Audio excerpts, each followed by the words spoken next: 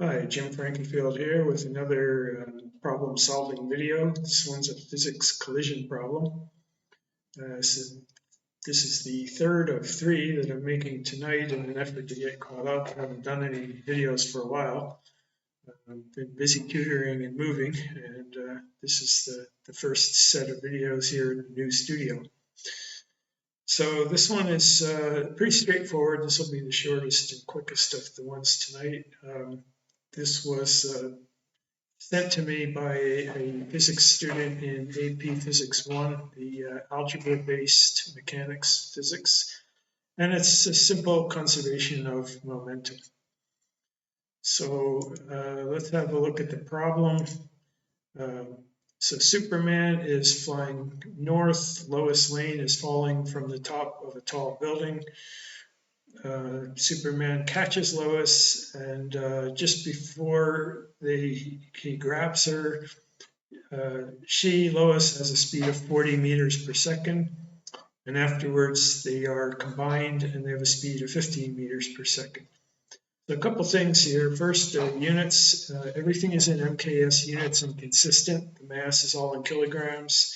The speed is all in meters per second. So I'm going to be a little sloppy in a sense and leave off my units in my calculations. But I did take a look at that first. You make sure that there's nothing given in kilometers or grams instead of kilograms, and everything looks consistent with the units.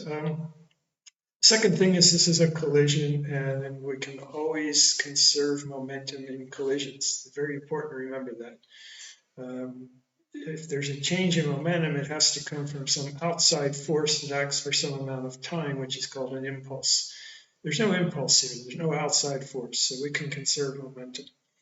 Sometimes you can conserve kinetic energy. That is true in an elastic collision where there's no loss of energy.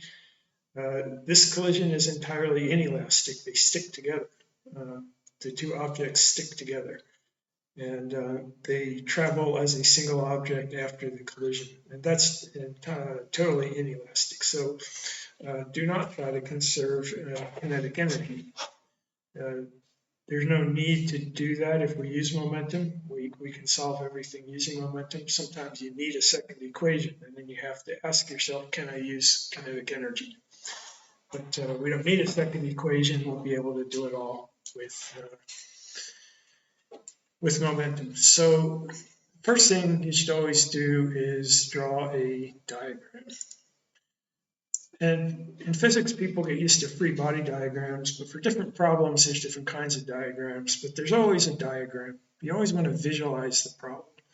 So here we have Lois Lane falling, and her mass is 50 kilograms, and she's moving at 40 meters per second. And Superman comes along moving north, although it doesn't really matter. This is an up and down versus horizontal plane. He weighs 125 kilograms, and he's traveling at some speed v that we don't know. So we don't know how fast he's going. Afterwards, they're going to be traveling together. There's going to be some angle here from the horizontal, and the mass is going to be 125 plus 150, since they're now sticking together. That's 175 kilograms. And I know the speed. They told us that it's 15 meters per second down here. So this is just a matter of conserving momentum, and I'm going to do this two ways. The first way is to momentum is a vector quantity, so I have to conserve it in the x direction, and I have to conserve it in the y direction. So my initial momentum in the x direction is 125 v, and that's equal to 175 times 15 times cosine of theta. So I have two equations, or two unknowns. I need velocity and I need the angle theta. And I need a second equation, and that's going to come from the y. So the y momentum, the initial momentum is 50 is the mass times velocity of 40, okay? So momentum is mv, mass times velocity. This is my total initial. And my final is going to be 175 times 15 times sine theta. So I can solve this second one for theta. I get sine theta is equal to 20 with 2 zeros over 175 times 15. And if I use inverse sine with that, I will get an angle of 49.63 degrees. I can put that in here, and I can find that V is equal to 13.6 meters per second. So I just put theta in here, take the cosine, solve that equation for V, multiply all that out, divide by 125, and I get V. So that's it. There is another way to do that, and that's to add your vectors. So my final, I write it as vectors, my final momentum is equal to my initial momentum, which is momentum of Lois plus the momentum of Superman. So I add up their momentums as vectors, and I get my final vector because it's all conserved. So this is 50 times 40. This is 2,000. And I can add them head to tail for illustration purposes here. I don't know what this is, but it's 125 times V. And the resultant vector will look like this, right? And I don't really need the angle. Nobody asked me to find the angle, did they? So I'm just going to find the magnitude. Let me put the 2,000 over here. So this is just a right triangle. So 2,000 squared plus 125V squared is equal to this squared. And I don't know what this, well, I do know this is 175 times 15. That's my final momentum, okay, magnitude of the momentum. So this is 175 times 15. So I'm just using the Pythagorean theorem here, and I'm going to get 125 V is equal to 175 times 15